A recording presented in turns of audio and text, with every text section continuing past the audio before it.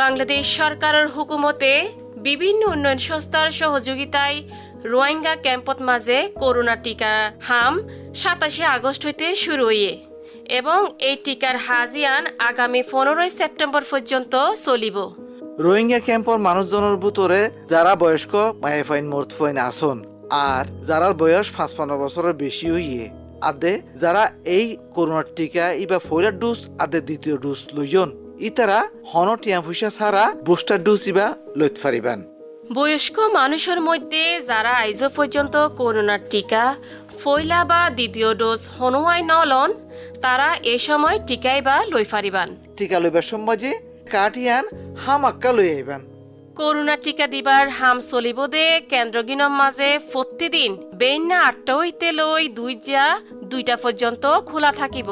Corona টিকা দিবার কেন্দ্র মাঝে আইবার সময় যে হামাক্কা মাস্ক পরি আইবান।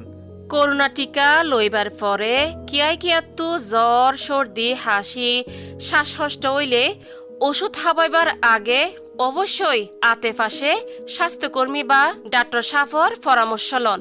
করোনার টিকা অনর নিজ লন অনর আতাভাষা মানুষজনরে লইবাল্লা সাহায্য করুন।